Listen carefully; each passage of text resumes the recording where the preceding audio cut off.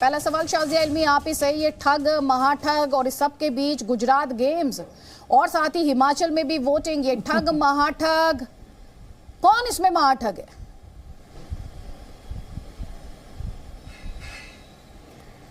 देखिए, जो जेल में इस वक्त मौजूद हैं तो जाहिर सी बात है ठगी के चलते वो इस वजह से ही वो जेल में हैं, तो जाहिर सी बात है उनके खिलाफ बहुत ही संगीन चार्जेस हैं, तो है ही। अब एक और जनाब भी जेल में हैं, वो हैं सत्येंद्र जैन, और जाहिर सी बात है केजरीवाल जी जाकर गाकर लोगों को बता रहे हैं सत्येंद्र जैन पर बिना किसी बात के उनको बंद कर दिया गया है, लेकिन वो अरविंद केजरीवाल भी जानते हैं और देश के हर इंसान जानता है कि उनके खिलाफ हवाला मामले में और फर्जी कंपनी के घोटाले में किस तरह से उनको बंद किया गया। अब सत्येंद्र जैन तिहाड़ जेल के भी और जेल के भी इंचार्ज थे जब वो मंत्री थे, और इस पूरे सिलसिले में 2015 से उनके ताल्लुकात रहे हैं, तो ठग तो दोनों हैं देखिए, और इसलिए दोनों जेल में हैं। तो जेल में वही जाता है क्योंकि पूरा हमारा देश की कानूनी प्रक्रिया ये है कि पुलिस की तफ्तीश के बाद, आम आदमी पार्टी ये कोर्ट की हियरिंग के बाद इंसान को अरेस्ट होता है। नहीं, मुझे खत्म करने दीजिए। आम आदमी पार्टी दलील ये कि आप एक ठग के आरोप जिस पर है, ठगी के, आप उसके आरोप पर भरोसा करते हैं।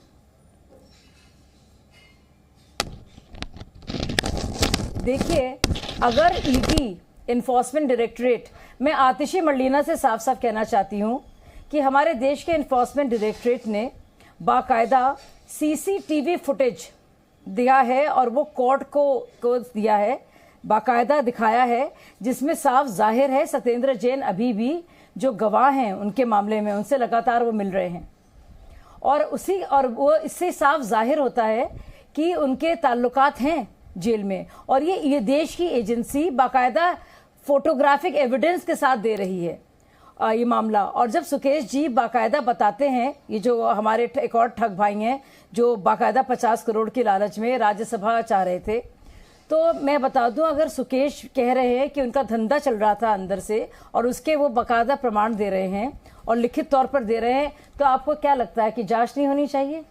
जब साफ तौर से जाहिर है कि सत्येंद्र जैन वहां पे भी उनका कारोबार चला रहे हैं आम आदमी पार्टी ये भी तो कह रही है ना, चिट्ठी अभी तो लिखी नहीं है सुकेश चंद्रशेखर ने, आजकल की तो चिट्ठी है नहीं, तो उस चिट्ठी के बेस पे जो आरोप हैं उन्हें लेकर पब्लिक जाना, उसे लेकर भी तो वो सवाल उठा रहे हैं ना। तो वो सवाल उठाए, जाहिर सी बात है, जिसके खिलाफ चार्जेस होंगे, शराब घोटाले पर कितने चार्जेस लगे उनके ऊपर, उन्होंने वो जवाब देने के बजाय उन्होंने और सवाल पूछने शुरू कर दिए। जो उन पर सवाल हैं उसके वो जवाब दें, दुनिया भर के सवाल ना पूछे। जब बात होती शराब घोटाले की तो वो पाठशाला की बात करते हैं। अब सुकेश जो बहुत ठग माना जाता है, बाकायदा अपनी दोस्ती के और जान पहचान के प्रमाण देकर एक खत लिख रहा है, तो कुछ और वो सवाल उठा रहे हैं। देखिए, चुनाव बहुत दिनों से हो रहे हैं, और ये चुनाव जब पिछली बार भी ये मामला आया था तब भी ये बात ठीक है। जल्दी से कमेंट। अब कांग्रेस पार्टी का कैंपेनिंग बहुत दिनों से चल रही है, महाठग और दूसरी तरफ ये वोट गेम्स, कांग्रेस पार्टी इस पूरे वार पलटवार में किसे ठग और किसे महाठग बता रही है? अदिति जी, ये एक बड़ा दुर्भाग्य है देश का। हम ठगों के दौर में जी रहे हैं, चाहे वो दिल्ली सरकार हो, केंद्र सरकार हो, सब लोग जानते हैं कि दोनों पार्टियां किस तरह से लोगों को झूठे वादे करके, ठगी ही कहते हैं उसको, ठग कर लोगों को सत्ता हासिल की है।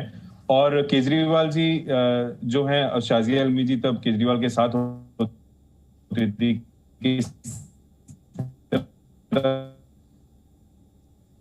से इल्जाम लगे थे और इल्जाम जो है सुने गए थे। तो एक और ठग हैं सुकेश चंद्रशेखर, और वो चिट्ठी पे चिट्ठी लिख रहे हैं, और जो लेटेस्ट चिट्ठी है, आप कह रहे हैं कि वो पुरानी चिट्ठियां हैं, लेटेस्ट चिट्ठी जो है वो कल लिखी गई है, तो उसकी जांच होनी चाहिए।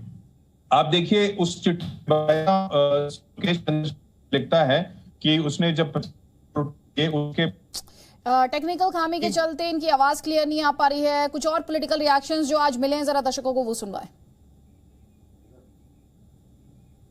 ये भी सुनने को आ रहा है कि गुजरात और एमसीडी के चुनाव होने से पहले सुकेश चंद्रशेखर को जेल से छोड़ा जाएगा और जेपी नड्डा जी या अमित शाह जी सुकेश चंद्रशेखर को भारतीय जनता पार्टी में शामिल करवाने वाले हैं। तो आज हमारा भारतीय जनता पार्टी से यही 2 सवाल हैं कि पहले आप हमें बता दीजिए कि आपके अनुसार क्या सुकेश चंद्रशेखर ठग है या सत्यवादी राजा हरिश्चंद्र है। दूसरा सवाल, क्या सुकेश चंद्रशेखर को तिहाड़ जेल से छुड़वाकर भारतीय जनता पार्टी अमित शाह जी और नड्डा जी ज्वाइन कर। इस कट्टर बेईमान पापी आपके नेता महाठग अरविंद केजरीवाल को समझाने के लिए यह कहना गलत नहीं होगा कि जो ठग सुकेश चंद्रशेखर का दूसरा लव लेटर अरविंद केजरीवाल की महाठगी, उगाही, जालसाजी और फर्जीवाड़े को उजागर करता है। उन्होंने ये भी कहा है कि उन्होंने अमित शाह जी के बिहाफ पर शिवेंद्र सिंह की पत्नी से 200 करोड़ रुपए लिए। तो देखिए, भारतीय जनता पार्टी को पहले ये डिसाइड करना पड़ेगा कि सुकेश चंद्रशेखर ठग है या राजा हरिश्चंद्र है।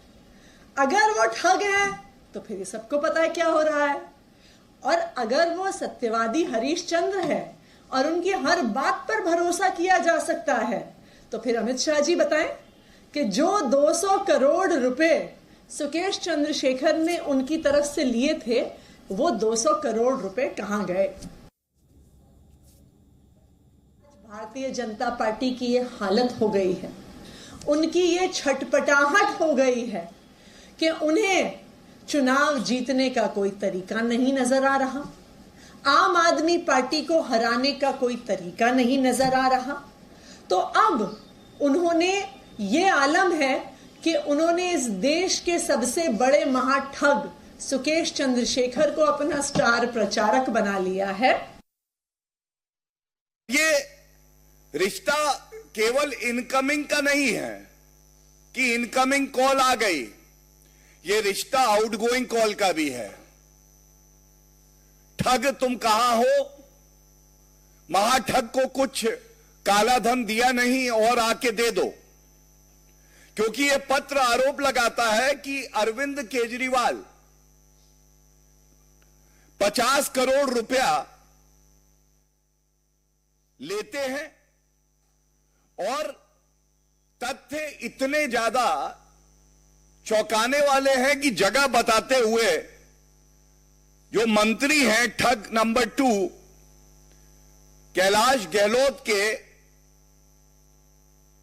फार्म पे असोला में यह आदान प्रदान होता है काले धन का। वो नहीं कि जो जेल में बैठे, वो जो आम आदमी पार्टी के लिबास में तुगलक बन के दिल्ली की कुर्सी पे बैठ के पूरी दिल्ली और देश की जनता को ठग रहे। और उससे भी बड़ी चीज, आप किसी से 50 करोड़ रुपए मांगते हो किस चीज के लिए? राज्यसभा के लिए। आप राज्यसभा में एक ऐसे ठग को पहुंचाना चाहते हो। दिल्ली तो आपने गंदी कर ही दी है, अब आप राज्यसभा को भी उतना ही गंदा करना चाहते हो।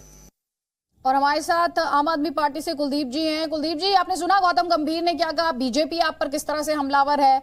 वो सीधे ये कह रहे हैं कि आपने दिल्ली को तो गंदा कर ही दिया, अब आप राज्यसभा को भी खराब करना चाहते हो, उसे भी गंदा करना चाहते हो, ये आरोप लगा रहे हैं। मैंने भी सुना गौतम, और मुझे तो लगता है कि आज भारतीय जनता पार्टी में तरस आता है कि भारतीय जनता पार्टी को आज चुनाव जीतने के लिए, अरविंद केजरीवाल की इमेज खराब करने के लिए एक महाठग का सहारा लेना पड़ रहा है, और उस महाठग के नाम पे राजनीति करनी पड़ रही है। आज महाठग वो भारतीय जनता पार्टी के लिए, इनके लिए राजा हरिश्चंद्र बन गए। आज ये उनकी बात को सत्य मान रहे हैं। अगर ये उनकी बात को सत्य मान भी रहे हैं, मैं मान लेता हूं इनके लिए वो राजा हरिश्चंद्र भी है, अगर मैं इनकी बात मान भी लूं, तो मैं इनसे पूछना चाहता हूं, ये बता दें कि जो 200 करोड़ रुपए अमित शाह जी के नाम पे मांगे गए थे और वो उसने लिए भी थे, तो वो 200 करोड़ रुपए कहां थे? क्या वो सही था बात जो उसने कहा था, जो बात कही थी वो बात उसने कही थी? तो आज भारतीय जनता पार्टी को ऐसे माठगों का सहारा लेना पड़ रहा है